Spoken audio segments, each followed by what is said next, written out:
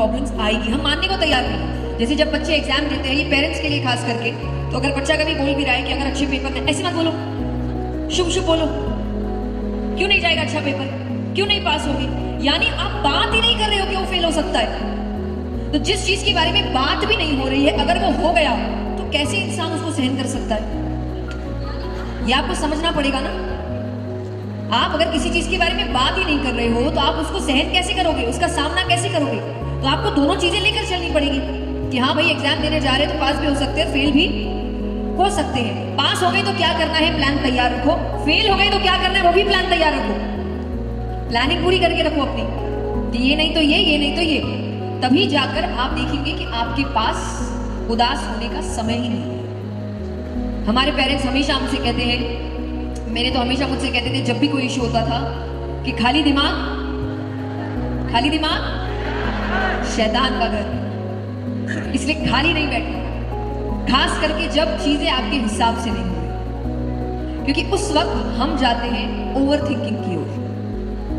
और over thinking का मतलब होता है कि एक नेगेटिव फीलिंग, एक ही बस, जिसको 100 बनाने की कला हमारे पास है, ये आप खुद करते हैं, हमें किसी और की जरूरत। और इसका सबसे बड़ा एग्जाम्पल है, और मैंने कईयों को देखा है कि मान लीजिए एक स्टूडेंट है, क्लास 10 में होगा या 12 में, उसको कल पेपर देना है, उसका थॉट शुरू हो रहा है किस चीज से।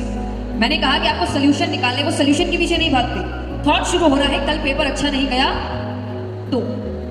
तो पास नहीं होंगे, पास नहीं हुआ तो कॉलेज नहीं होगी, कॉलेज नहीं तो डिग्री नहीं, डिग्री नहीं तो नौकरी नहीं, नौकरी नहीं तो शादी नहीं, शादी नहीं तो परिवार क्या बोलेगा, रिश्तेदार क्या बोलेंगे। अरे कल पेपर देना है,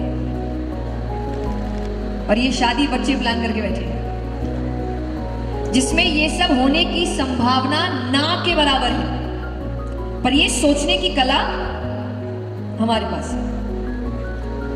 तो इसीलिए जब आप खाली बैठते हैं, स्पेशली जब आप उदास हैं, तब आप इतनी ऐसी वैसी चीजें सोचते हैं जो कभी होगी नहीं। तो उस वक्त जरूरी है, पॉजिटिविटी का मतलब ये नहीं होता कि आप सिचुएशंस को इग्नोर कर दें। पॉजिटिविटी का मतलब होता है जब प्रॉब्लम आई है तो ये सोचो अब इसका करना क्या है। बैठकर रोने से कुछ होना जाना नहीं है, अगर होगा तो जी भर के रोइए। मेरे पेरेंट्स हमेशा मुझे ये कहते थे, वो मुझे रोने का थोड़ा टाइम देते थे, 10 मिनट रो लिया, 15 मिनट रो लिया, मैक्सिमम आधी घंटा। अब वो मुझे कह रहे हैं अब अगर रोने से सोल्यूशन निकलेगा तो हम तुमको 10 दिन देते हैं, रोते रहो। अगर तुमको लग रहा है कि रोने से मुझे अच्छा फील होगा, मेरे प्रॉब्लम्स के सोल्यूशंस निकल जाएंगे, सब कुछ ठीक हो जाएगा, तो 2 घंटे नहीं 20 दिन रो। लेकिन अगर तुमको लग रहा है इससे सोल्यूशन नहीं निकलेगा तो आधे घंटे हो चुके हैं, सोल्यूशन की ओर काम करते हैं, और अपने आप ही वो दिमाग फोकस बदल देता है।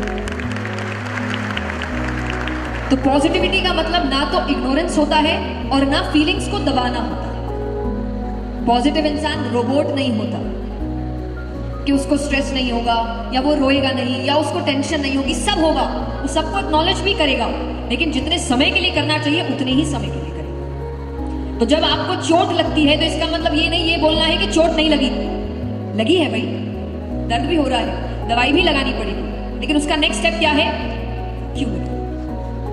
क्या ठीक से नहीं चल रहे थे, चप्पल ठीक नहीं थी, रास्ता ठीक नहीं था, ताकि अगली बार ना गिरो।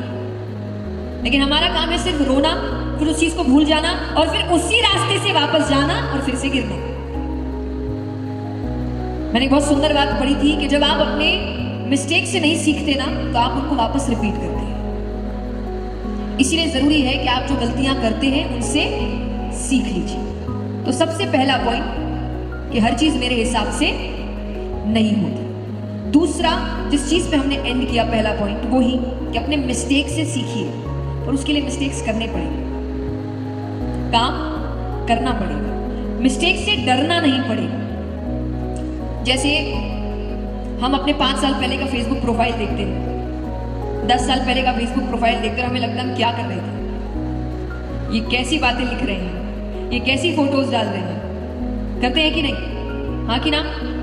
वैसे हर इंसान की जिंदगी में भी होता है। आज आपको जो मेरी बातें अच्छी लग रही है, मुझे 10 साल बाद ये बातें अच्छी नहीं लगी, क्योंकि मुझे मेरी 5 साल पहले वाली बातें अच्छी नहीं लगती। पर मैं हमेशा कहती हूँ कि मैं एक स्टूडेंट हूँ, मैं कंटिन्यूसली सीख रही हूँ, और सीखने का मतलब होगा कि मुझसे गलतियां होगी, आपको ये मानना पड़ेगा कि हमसे गलतियां होगी और गलती करना अच्छा है। गलती करने का मतलब ये है कि तुम काम करने की कोशिश कर रहे हो। जो गलती नहीं कर रहा वो चुपचाप घर पे बैठा है और कुछ काम नहीं कर रहा है। तो ये नहीं कहना है कि हमसे गलती नहीं होगी, जी भर की गलतियां होगी, लेकिन हर गलती से कुछ सीखेंगे ताकि उस गलती को वापस नई गलतियां करो ना। एक ही गलती बार बार थोड़ी करनी है। जैसे आप दूसरी चीजों से बोर होते हैं वैसे थोड़ा अपनी गलतियों से भी बोर हो जाइए और नई गलतियां करिए। तो गलतियां करते रहेंगे लेकिन उनसे सीखते रहेंगे। क्यों? क्योंकि ये नॉलेज, ये लर्निंग ही आपकी जिंदगी का ट्रेजर है।